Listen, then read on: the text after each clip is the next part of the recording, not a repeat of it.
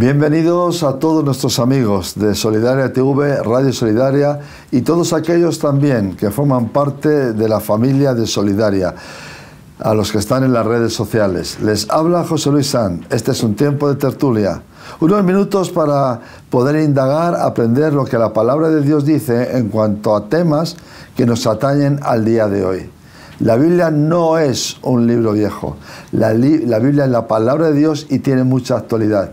Y hoy vamos a adentrarnos en una de las cuestiones más palpitantes de nuestros tiempos.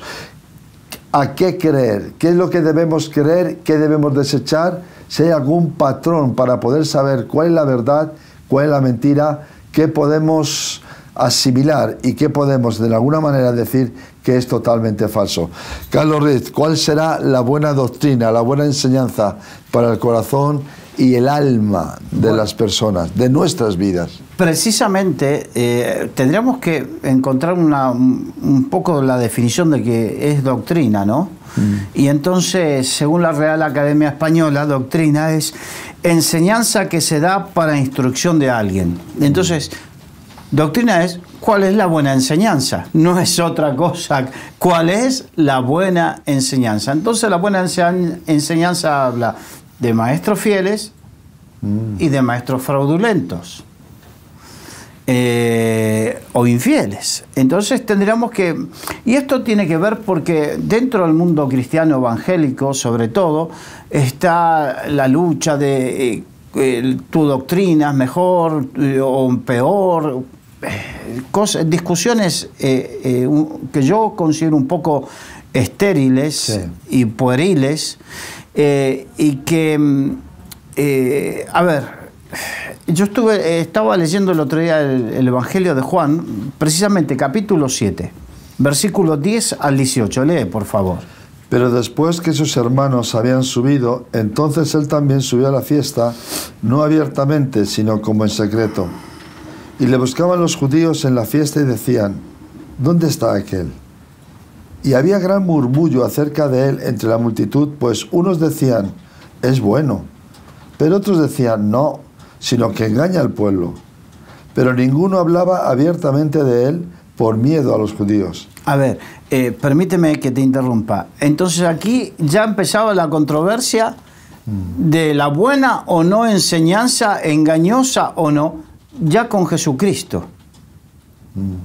Porque dentro del pueblo había quienes creían que Jesucristo era el Mesías y había quienes estaban diciendo, no, engaña al pueblo.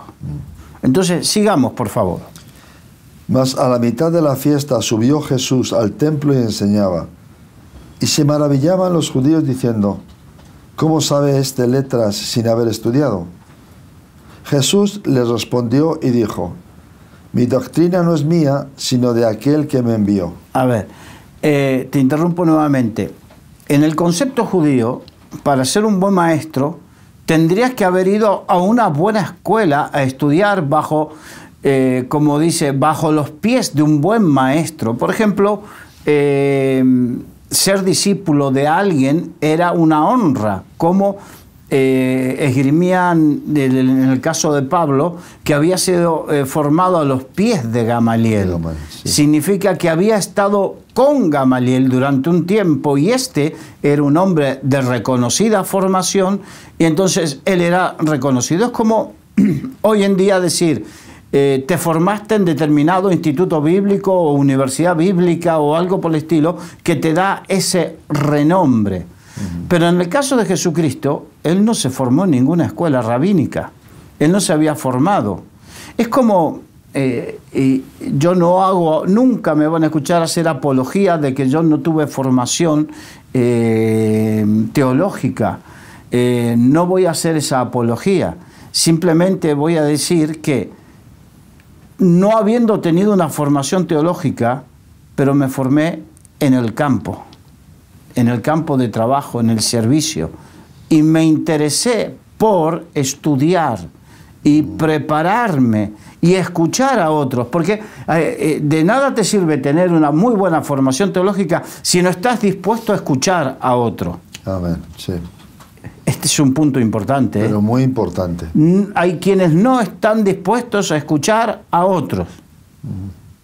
No se nutren de otros. No, cuando tú consideras que no tienes nada que recibir de otro, es peligroso. De todos aprendemos. De todos aprendemos. Hasta Dios utilizó una burra para hablarle a un profeta, bien puede usar a tu hermano para hablarte a ti. Ese concepto lo tengo bien asumido. Entonces, sigamos, por favor. El que quiera hacer la voluntad de Dios conocerá si la doctrina es de Dios o si yo hablo por mi propia cuenta. El que habla por su propia cuenta, su propia gloria busca, pero el que busca la gloria del que le envió, este es verdadero y no hay en él injusticia. ¿Sabes que encontré que puedes tener mejor enseñanza, más profunda, no tan profunda? Podemos hasta diferir en el tema escatológico, en qué punto viene el arrebatamiento o no. Podemos diferir en algunos temas. La cuestión está, ¿lo que aprendiste lo aprendiste de parte de Dios? Y más importante, ¿hablas por tu propia cuenta?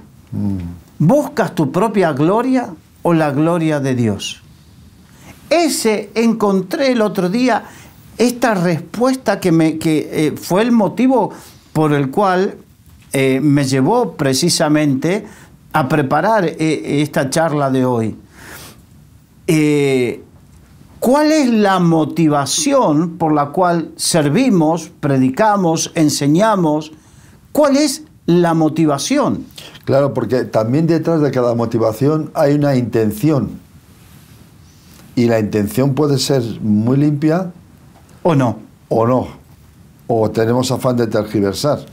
O tenemos afán de tergiversar, o tenemos afán de lucro, o tenemos afán de protagonismo, o como algunos pueden llegar a entender que el ministerio es una forma de realización personal. De autorrealización.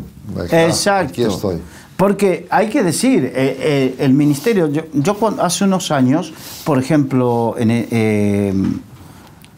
cuando comencé a tener contacto con ministerios en Estados Unidos, en Canadá y todo eso, la cultura que había allí en América del Norte es la cultura de que un reverendo se le dice al senior pastor, al pastor general o algo por el estilo. Hoy le diríamos al apóstol, ¿no? Tenía un prestigio de tal manera que cuando convocaban las fuerzas vivas de una ciudad, convocaban al representante de la iglesia más importante. Cuando iban a un avión, resulta que tenían una determinada deferencia, así como nosotros en nuestros países acostumbrados a la cultura católica encontrábamos esas deferencias que tenían hacia los miembros de la Iglesia Católica, curas, obispos, estábamos acostumbrados, en la cultura anglosajona se lo tenía con los pastores generales, con los reverendos, los senior pastor. Entonces, con esto quiero decir que te puede dar un estatus, te puede dar una visibilidad, te puede dar una economía, te puede dar un montón de cosas. El problema es cuando esa es tu motivación. Ahí está.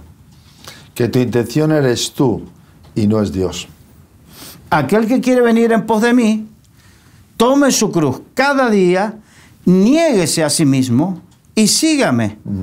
Entonces, si entendemos el Evangelio sin cruz, nos estamos autoengañando.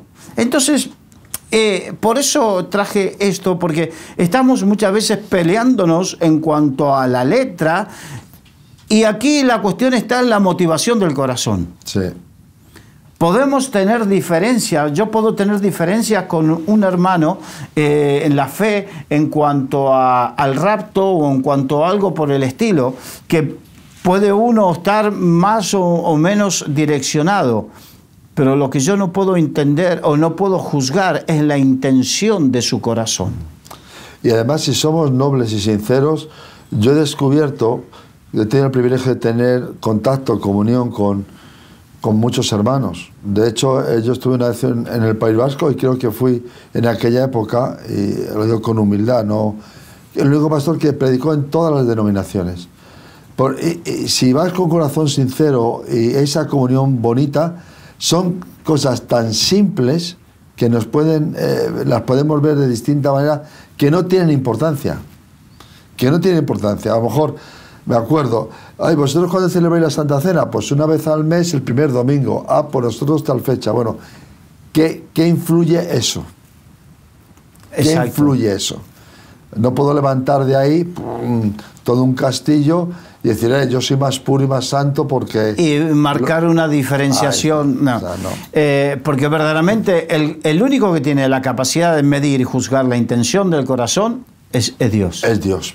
Entonces, pero sí, perdón, creo que tenemos unos parámetros bíblicos Amén. Para saber qué es genuino y qué no es genuino. Y que este parámetro bíblico es para medirnos nosotros. Y también, en algunos casos, para saber y darnos cuenta quién no tiene una correcta intención del corazón. Vamos a ir viéndolo. Pero para eso tenemos que ir a la carta de Judas. Y quiero contarte que justo hace días atrás, un amigo mío me dijo... Estuve en una conferencia donde se enseñó acerca de la carta de Judas y me dijo, no sabes qué actual es. Y me dio una serie de datos y dije, bueno, y me propuse en mi corazón estudiarla. Y resulta que no tuve la oportunidad hasta que comencé a indagar sobre este tema y evidentemente Judas, que es una carta, es esencialmente un sermón, ¿no? Y en este sermón Judas predica contra las prácticas y doctrinas o enseñanzas que ponen el Evangelio de Jesucristo en peligro. Y mira que es uno de los libros más pequeñitos del Nuevo Testamento, sí. O de la Biblia incluso. Entonces, esto es a pesar de que es pequeñito, es un tema muy serio. Es un perfume especial. Exacto, condensado. Es muy serio. Entonces, vamos, Judas capítulo 3, Judas tiene un solo capítulo, versículo 3. Amados, por la gran solicitud que tenía de escribiros acerca de nuestra común salvación, me ha sido necesario escribiros exhortándoos que contendáis ardientemente por la fe que ha sido una vez dada a los santos. Ahora, la palabra contender, capaz que nosotros, y de hecho me encontré con gente peleándose por el tema doctrinal, por un punto, una coma, una interpretación, peleándose por eso. La palabra contender viene del mundo del atletismo, o mejor dicho, de la lucha libre. Y es una forma reforzada que significa agonizar. Por lo tanto, contender habla de un trabajo duro y diligente por enseñar. Duro y diligente. Ahora, el verbo traducido de contender seriamente está en presente, lo que demuestra que la lucha cristiana por mantenerse es un presente continuo. Continuo. La fe, cuando habla de contender por la fe, no habla de la creencia o la fe en el sentido de nuestra confianza en Dios. La palabra fe, en este caso, significa la verdad esencial del Evangelio. Entonces debemos contender por mantener la verdad esencial del Evangelio. La Biblia dice que en lo que diferimos, bueno, tengamos paz. Pero en lo esencial, tengamos unidad. Amén. Y la podemos tener. Y la podemos tener. Exacto. Vivimos permanentemente marcando diferencias y creo que este es un trabajo diabólico de exacerbar las diferencias de costumbres, las diferencias, mientras no sea pecado, mientras no sea algo estrictamente pecaminoso o conductas o estilos o formas pecaminosas, lo demás es Es accesorio. Es accesorio. Entonces en eso tengamos paz y bueno, soportándonos en amor los unos a los otros, pero en lo esencial que es Cristo Jesús, su mensaje, la cruz, en eso tenemos que tener unidad. Y en eso tenemos que contender, o sea, tenemos que luchar tú con tu doctrina, con tu enseñanza y yo con la mía.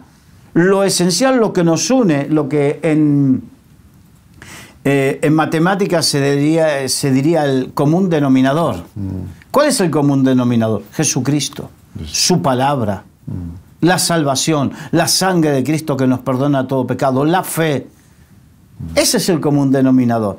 Ahora, si en tu iglesia se toca música con un órgano y en la mía con batería y guitarra eléctrica, eso es accesorio. Pues has puesto un ejemplo que en su tiempo, que yo vengo de atrás. Sí, pero yo también cuando comencé. Eso era un dilema. Era un dilema. Ahora podemos tener el dilema de que si hay luces de colores o no hay luces de colores. Digamos que las luces de colores o la pantalla de LED o lo que sea puede ser de bendición o de tropiezo según cómo se use y para qué se use. Sí. Pero tampoco es esencial. Si no está la palabra de Dios y la administración, si no está el vivir en santidad, eso es tontería. Entonces, busquemos lo esencial que nos une y no lo que nos va a dividir con cosas secundarias. Además que muchas de estas cosas pertenecen al momento de la sociedad. Porque el órgano, la guitarra eléctrica, la batería, en los tiempos de Jesús no existían. Tampoco, es verdad. O sea, eso para que nos demos cuenta. Estamos discutiendo más bien cosas de la sociedad actual, pero que no están reflejadas en la Biblia. Es que si tendríamos que ser 100% bíblico, tendríamos que, las alabanzas tendrían que ser con salterio, con decacordio, con arpa. Igualmente que la corbata. Yo me acuerdo, nunca me voy a olvidar, yo era un predicador bien joven y que salía al campo a abrir iglesias y entonces una vez me presento a todos los pastores de la ciudad donde fui a abrir una iglesia, a presentar mis respetos y contarles la actividad que iba a hacer y que esto, que el otro. Y un pastor me recibió de corbata y mal encarado y me dijo, me miró de arriba abajo y me menospreció y me dijo, esta fue su respuesta. Yo no considero que un predicador pueda estar sin corbata en ningún momento del día. Eso era lo esencial para él. Sí. Yo he conocido un pastor que se iba a lavar el coche y iba con su corbata. Claro, ahora... A trabajar, a lavar un coche. ¿Dónde usaba la corbata Jesucristo? Hombre, y los apóstoles. Eso vino después. Claro, entonces esto no es para avergonzar a este hermano, que ya no lo he visto nunca más, estoy hablando hace 30 años de esto. Esto no es para avergonzar a ese hermano, esto es para avergonzar las cosas que exacerbamos para dividirnos. A veces que ponemos tantas etiquetas que tapamos la palabra auténtica. Quitemos etiquetas y leamos la palabra sin tanta etiqueta. Judas 4. Porque algunos hombres han entrado encubiertamente, los que desde antes habían sido destinados para esta condenación, hombres impíos que convierten en libertinaje la gracia de nuestro Dios y niegan a Dios, el único soberano, y a nuestro Señor Jesucristo. Este sí es un problema. Ahí sí. Este sí es un problema. Aquellos que se encubiertamente lo que hacen es entrar en nuestras iglesias con el propósito, porque dice hombres impíos, hombres malos, no píos, no convertidos. Y este es el problema, no dar lugar a no convertidos, aquellos que no hayan mostrado frutos dignos de arrepentimiento, comenzar a darle lugar y preponderancia en nuestras iglesias. Porque lo que traen no es doctrina, es libertinaje. No, mejor definido no está. Gracias. Entonces, ¿qué hacen? Es, utilizando la gracia, el concepto de gracia lo prostituyen. No que la gracia se prostituye, nunca se puede prostituir. El concepto de gracia lo prostituyen y bajo ese paraguas de la gracia quieren poner o imponer cosas que son libertinaje, que son totalmente contrarias a la palabra de Dios. Exactamente. Entonces, la gracia es algo maravilloso de parte de Dios. Es su concepto. Pero la gracia sin santidad no existe. La gracia es parte de la personalidad de Dios. Amén. Ese de que Dios nos ama a todos es verdad, pero no soporta todo. Por el hecho de que nos ame, no significa que un día deseche o juzgue. Si no nos arrepentimos. La palabra arrepentimiento significa cambio de actitud. Entonces, si no hay un cambio de actitud, el que no cambia de actitud es el que está pisoteando la gracia, está pisoteando la sangre de Jesucristo. Claro, porque no ha habido conversión, no ha habido cambio, no ha habido reconocimiento de la palabra sana. Entonces, ahí el problema, mi amado hermano pastor, es dar lugar y preponderancia a gente que quizás se le note muy activa, se le note muy dispuesta. Yo entiendo que de repente un pastor dice, los que tengo convertidos no muestran espíritu de colaboración o de servicio, y siempre tengo dispuesto a aquel que no está convertido. Hoy hay mucho coach en las plataformas y mucho motivador en las plataformas, en los púlpitos. Y necesitamos cada día más siervos de Dios. Entonces, vamos a encontrar que el pastor va a tirar de lo que tiene, y muchas veces lo que tiene no es alguien que esté convertido, sino alguien que viene a querer imponer su...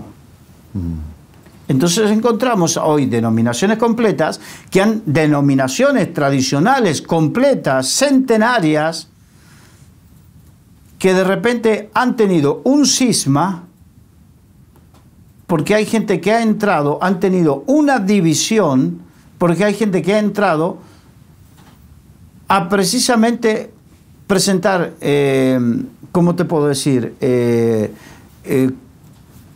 posiciones libertinas como posiciones a adoptar. Ha ingresado pensamiento de este mundo en la iglesia y la ha contaminado. La doctrina sana y limpia de la palabra de Dios nunca divide. Dividimos las personas con corazones corrompidos. Claro, pero ahí yo quiero hilar un poquito más fino.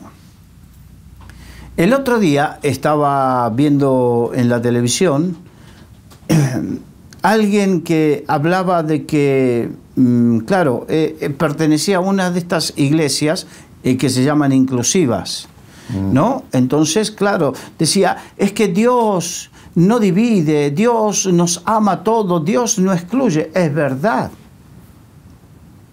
Bajo ningún punto de vista estoy en desacuerdo hasta ahí. Pero a partir de ahí, el tema es, no puedo utilizar esa verdad para amparar desviaciones doctrinales de enseñanzas que son contrarias a la palabra de Dios. Es que el que se excluye es el propio hombre con su pecado. Y quiere que Dios admita su pecado sin arrepentimiento. Y hay algo que tenemos que entender. La esencia de Dios, el atributo de Dios es la santidad. Más claro, agua. Gloria a Dios. Judas 5 y 7, al 7, perdón.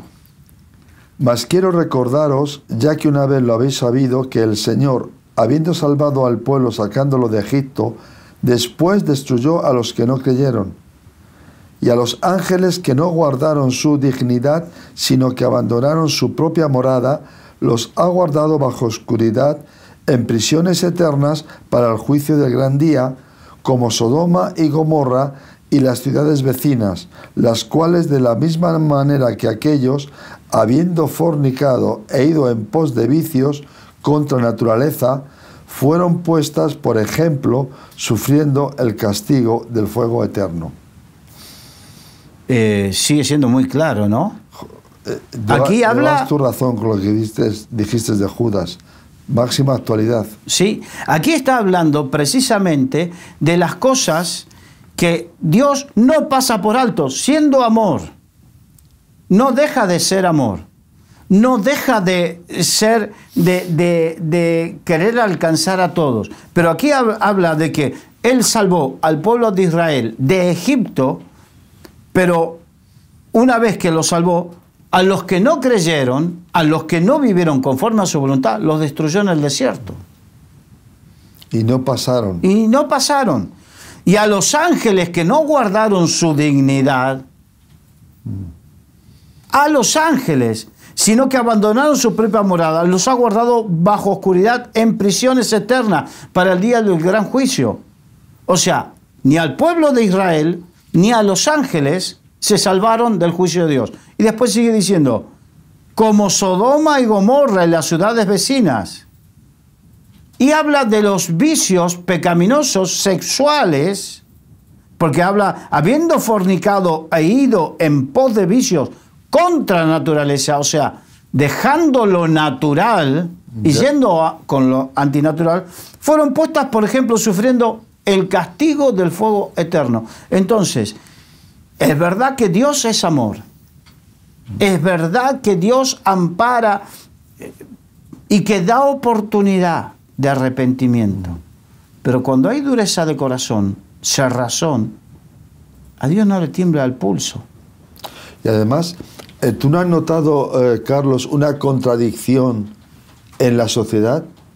La sociedad que no quiere aceptar el Evangelio dicen este mensaje inclusivo. Es que Dios me tiene que aceptar, ¿cómo Dios me va a condenar? Sin embargo, esa misma sociedad, esas mismas personas, cuando alguien hace una injusticia, viola, mata, destroza, hace cosas horribles hacia otras personas o asesina, ¿qué pide el pueblo? Justicia. Entonces, hay una contradicción tremenda.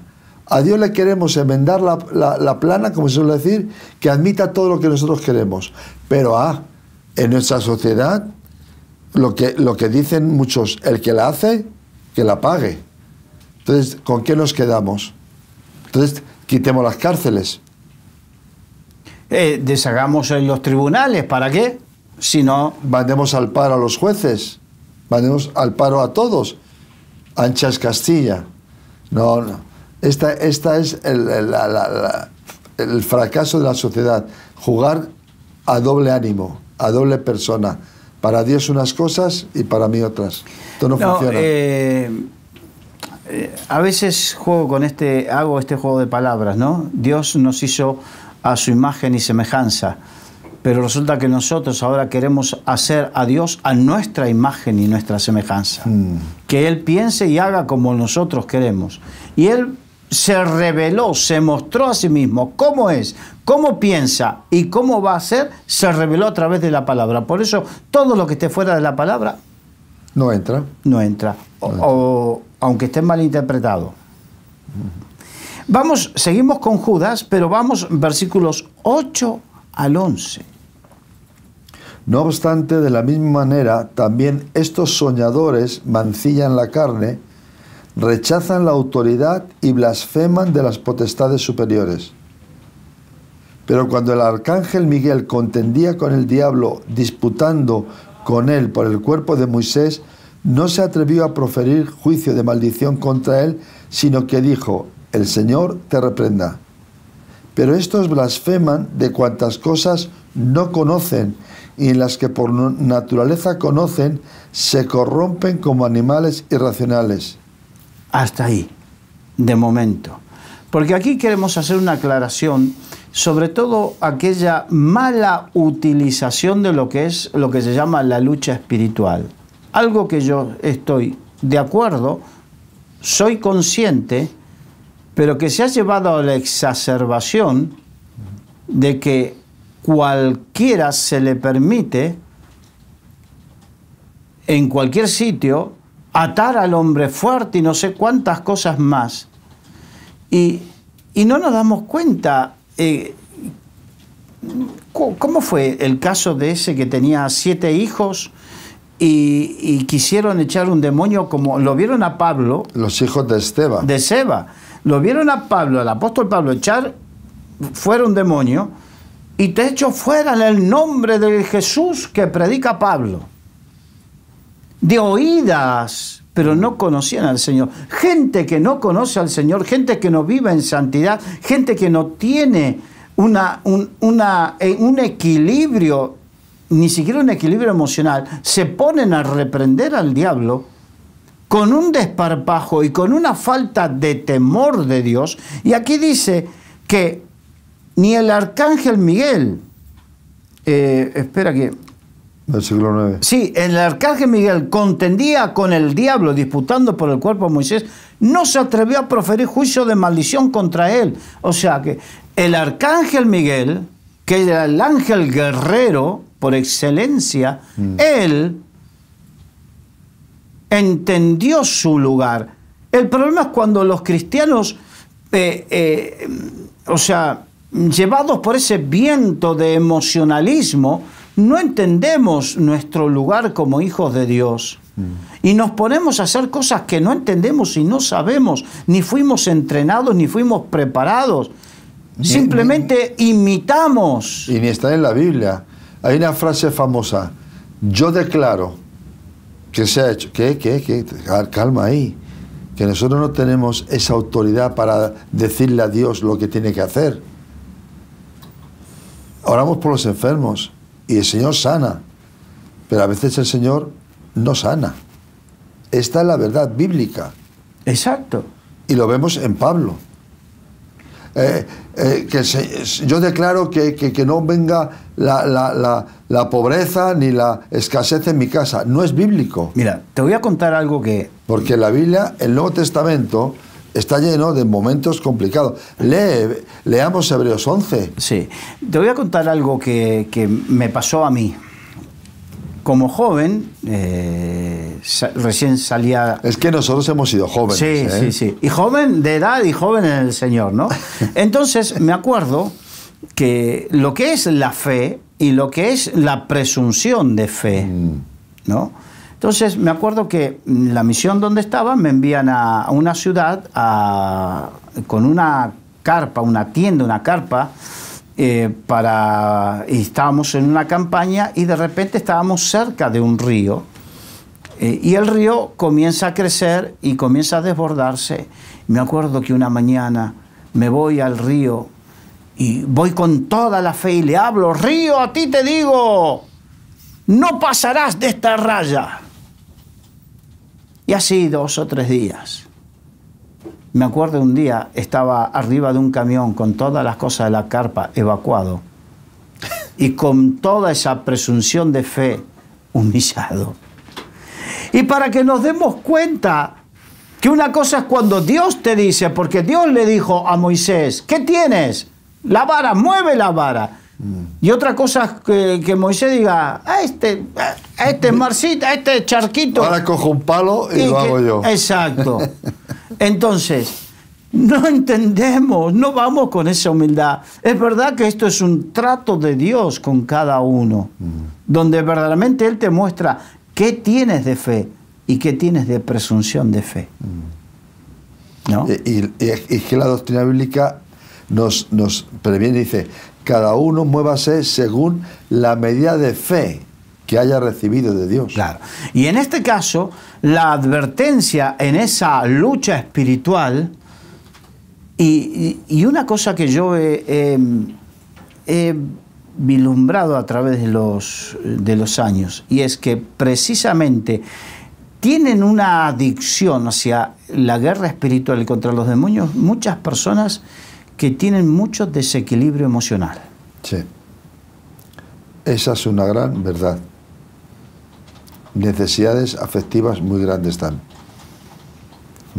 Entonces, es como que tienen ese vicio, por así decirlo.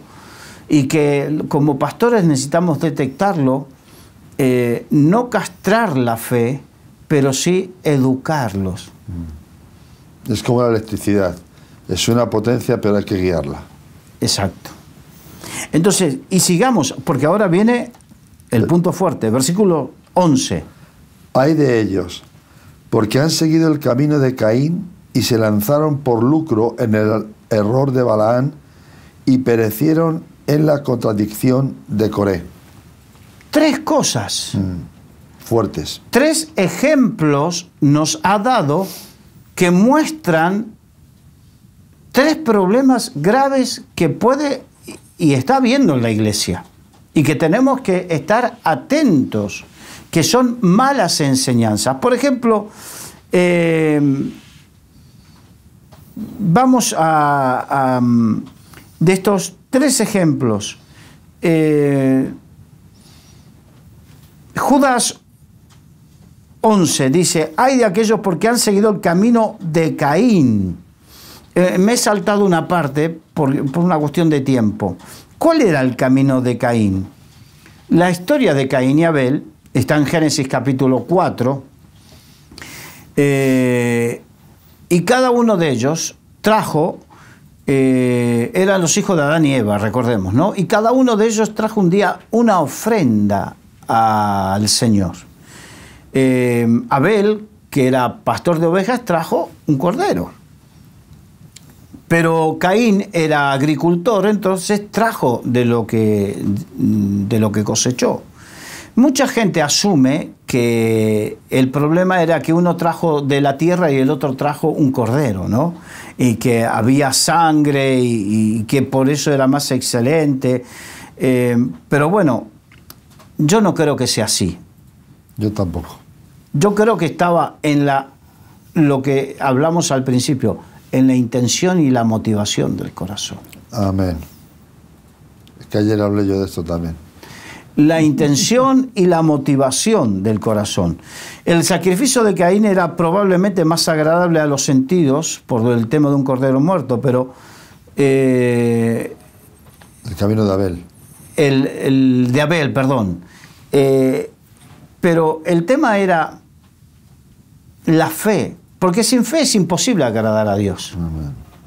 Entonces, ¿cuál es la motivación por la cual hacemos las cosas? Qué importante es eso.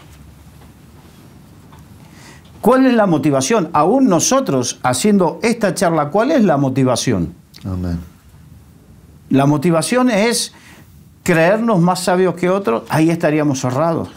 O salir en la tele o en Ahí la radio. estaríamos totalmente equivocados. Pero vamos. Dios nos bendeciría. La motivación es edificarnos mutuamente.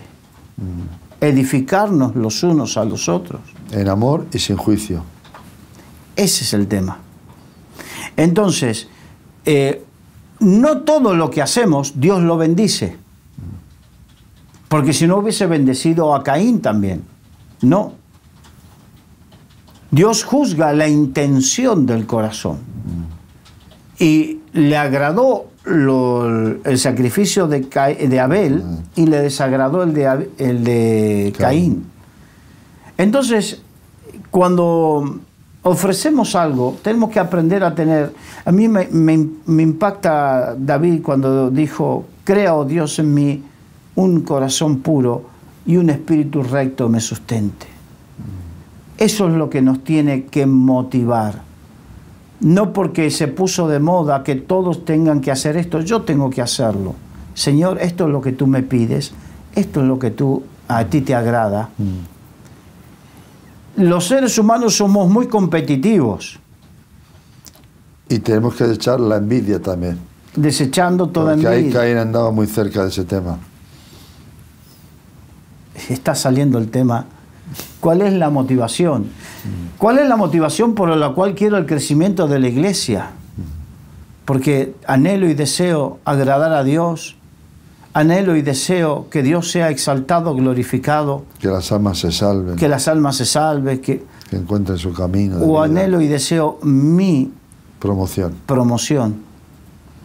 Aumentar mi estatus. Que ahí fracasamos. ahí fracasamos. Aunque llegásemos a tener un templo con 20.000, seríamos unos fracasados. Llenos de trabajo y llenos de problemas y fracasados. Y Jesús se fue una caminata grande para buscar a una sola mujer. Y nosotros a veces buscamos, no, a este sitio no voy porque son 3, no, voy al que hay 40, no. Caín es el tipo del cristiano sin una fe verdadera, genuina, sin el deseo de agradar a Dios. Quiere cumplir. Ahora, vamos al error de Balaam, porque la historia de Balaam se encuentra en el libro de Números, capítulo 22, y durante el tiempo del éxodo de Israel, mientras estuvo en el desierto, Israel avanzó hacia la tierra de Moab, y después de derrotar a los amorreos, cuando los israelitas llegaron a Balac, rey de Moab, el rey de Moab, o sea, Balac, buscó la ayuda de un profeta llamado Balaam. Ahora, el profeta al principio era reticente a ayudar, pero después se encontró con que en su corazón había codicia y por el dinero prostituyó su ministerio de profeta a tal punto que reveló cuál era, porque Balaam fue y maldijo a Israel, pero él sabía que esas maldiciones no iban a llegar a ningún lado, porque donde hay una maldición está la mano poderosa de Dios, parando toda maldición. Pero él fue y le dijo que la forma de que caiga el pueblo de Israel era haciéndolo pecar, juntándose con mujeres de otros pueblos. Entonces, Balaam, por dinero, se prostituyó. Y el gran problema es, como es que dicen aquí, poderoso caballero, Don dinero. es don dinero. Y también hay un proverbio de la Biblia que nos avisa del peligro, que dice que el soborno vale para todo. Vale para todo. Cuidado con eso. Y que la raíz de todo mal es el amor. Es el amor al dinero. Entonces, donde veamos un ministerio donde se enseña más de economía a prosperar que de santidad o de la palabra de Dios, tengamos cuidado. A veces que se predica más la siembra de los billetes que la parábola del sembrador. Y hay un desequilibrio. Es que el problema es que hay la prostitución de esto lleva a que ministerios se desarrollen en función del lucro. Cuando hay deseo de lucro, ahí es el problema. Yo no digo que esté mal enseñar que la iglesia, que los creyentes tienen que tener una mejor mentalidad para prosperar, porque tercera Juan dice, amado, es mi deseo que seas prosperado en todas las cosas, así como prospera tu alma. Ahí encontramos el equilibrio. Pero un alma prosperada no va a ser un alma, nunca, un alma que haya prosperado, que haya progresado y avanzado, nunca va a ser un alma codiciosa. Avariciosa, nunca. Va a ser un alma que prosperará económicamente, pero no será el fin de su vida, sino que si al contrario, yo conocí gente, empresarios que tenían ese don de poder generar riquezas, pero ellos vivían dentro de las posibilidades, muy por debajo de sus posibilidades. ¿Por qué? Porque decían, Dios me da esto y esto es para la extensión del reino. Entonces ellos financiaban radios, televisiones, financiaban cosas para la predicación del reino. Financiaban obras sociales. Hay mucha gente que hace ese tipo de cosas. Gente que está pagando orfanatos, que está pagando hogares de niños, escuelas, hospitales, donde no hay. Entonces el problema es cuando hay iglesias, ministerios o lo que sea, que el propósito es el afán de lucro. Ese es caer en la contradicción, en el error de Balaam. Mercadear con las cosas de Dios. Mercadear. Jesús ya una vez entró en el templo y volcó mesas. Y la mesa de los mercaderes. Por este mismo tema. Por mercadear. Mi casa será llamada casa de oración. Casa de oración. Y vamos ahora con Coré. La rebelión de Coré. Eso está en Números capítulo 16 y cuenta la historia de cuando Coré se rebelaron y bueno, la rebelión en nuestras iglesias está, lamentablemente hay mucha gente que tiene ese espíritu de rebeldía. Hoy en día le decimos el espíritu de Absalón. Absalón se rebeló contra David, su padre, y ¿qué hizo? Se ganó el corazón del pueblo para rebelarse. Y hay gente que dentro de las iglesias se gana el corazón de la gente, ¿para qué? Para rebelarse contra su pastor y crea divisiones. Al final, Moisés se paró delante de Dios y dijo, Dios juzgue. ¿Y qué pasó con Coré? Se abrió la tierra y se lo tragó a Coré y a los 250 que estaban con él. Es que cuando hay eso, hay división. Y no solamente división, sino hay traición. Exacto. Entonces, fíjate, de esas tres cosas, cuando veamos esas enseñanzas, es peligro. Tiene que ser una señal de peligro que, como dice la Biblia, el avisado ve el peligro y se esconde, se retira de él. Sí. Sigamos, Judas capítulo, seguimos con el capítulo 1, perdón, versículos 12 y 13. Estos son manchas en vuestros ágapes. El ágape, tengamos en cuenta que nosotros hoy la Santa Cena la hacemos en forma simbólica, pero antes las cenas se reunían y cenaban juntos. Eran comidas ágape, de amor, el amor ágape. En esas cenas, esas personas son manchas. Por eso hay que tener cuidado, porque la Biblia dice que aquel que participa de la cena del Señor de forma indigna, que hay que tener cuidado porque muchos duermen. O sea que cuando dice muchos duermen no está hablando de la siesta, está hablando de que mueren antes de tiempo. Coré le pasó eso. Ananías y Zafira. Ananías y Zafira. En el Nuevo Testamento. Entonces, hay que tener cuidado. Temor de Dios. Que se despierte el temor de Dios en el medio de la iglesia. Judas 14, 16. De estos también profetizó Enoc, séptimo desde Adán, diciendo: He aquí vino el Señor con sus santas decenas de millares para hacer juicio contra todos y dejar convictos a todos los impíos de todas sus obras impías que han hecho impíamente y de todas las cosas duras que los pecadores impíos han hablado contra él. Estos son murmuradores, querellosos, que andan según sus propios deseos, cuya boca habla cosas infladas, adulando a las personas para sacar provecho. ¡Wow! Es fuerte esto. Es muy fuerte.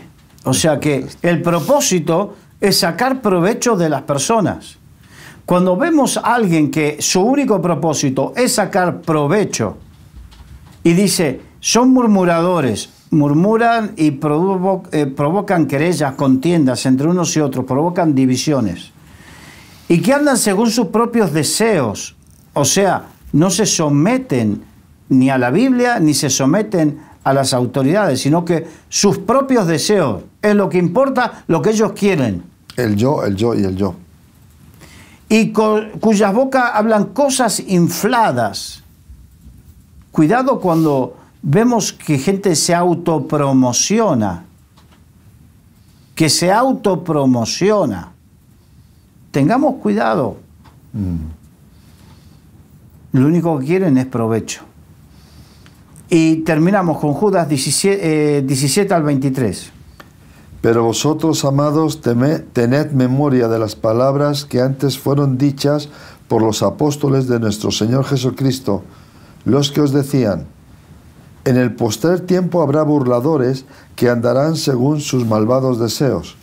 Ya advierte. Presten atención, los apóstoles ya dijeron que en los últimos tiempos iba a haber este tipo de gente. Entonces, no es que estamos inventando algo, no es que estamos sacando algo para hablar, no, es que ya los apóstoles lo advirtieron y Judas dijo, presten atención que ya los apóstoles lo han dicho.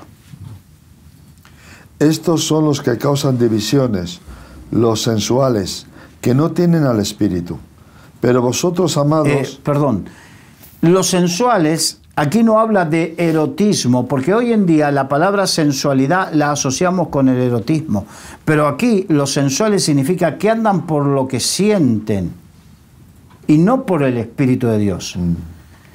Siento esto, siento lo otro, siento... Cuidado, lo siente tu carne, tus deseos, porque aquí estamos hablando de gente que se lleva por los deseos y no por el Espíritu de Dios. Pero la Biblia amonesta a esto, dice que no nos movamos por los sentimientos. Sigamos, por favor. Estos son los que causan divisiones, los sensuales que no tienen al Espíritu. Pero vosotros, amados, edificándoos sobre vuestra santísima fe, orando en el Espíritu Santo, conservaos en el amor de Dios, esperando la misericordia de nuestro Señor Jesucristo para vida eterna. A algunos que dudan, convencedlos. A otros salvad, arrebatándolos del fuego, y de otros tened misericordia con temor, aborreciendo aún la ropa contaminada por su carne. Es duro, ¿no? Pero tenemos que entender que estos peligros son, cuando hablamos de la buena o mala doctrina, es la buena o la mala enseñanza. Entonces, empezamos con que todo tiene que ver con la motivación. Y la buena motivación te llevará a darle en todo lo que hagas la gloria al Señor y hacer las cosas para que el Señor sea glorificado. La mala motivación empezará buscando la gloria para uno mismo, la autopromoción, y no importa el propósito de Dios, sino importa mi propósito, mis cosas, lo mío. Eso es la mala enseñanza. Y esto es un poquito lo que quería traer en esta mañana para que podamos balancear nuestras vidas, ocultarnos nosotros y no ser engañados. El equilibrio es lo mejor. Gracias, Carlos. Y te pido disculpas porque al principio de la tertulia no te presenté. Se me fue, me vine arriba y falló el guión. Amigos, lo que es sano produce cosas sanas. Huyan de las falsas doctrinas. Hermanos, amigos, huyan de las modas.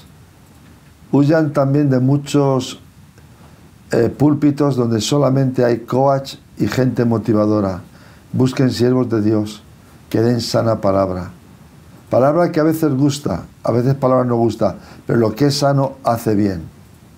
Amigos, busquen en la Biblia qué dice el Señor, cómo tenemos que vivir, cómo tenemos que hacer, qué tiene que mover nuestras vidas. Y sepan que en el Evangelio, en la enseñanza de Jesús, está la bendición, pero también hay días que hay valle de sombra. Pero aunque andemos en el valle y de sombra y de muerte, no temeremos mal alguno, porque el Señor estará con nosotros. Busquen a Dios, busquen buenas iglesias, lean la sana palabra que está en la Biblia. Dios les bendiga a todos. Gracias, Carlos, por esta enseñanza. Gracias a los que nos siguen en las redes sociales. Les habló José Luis San. Les esperamos en la próxima tertulia, intentando traerles con humildad una nueva luz sobre otra parte de las enseñanzas de la Biblia. Bendiciones.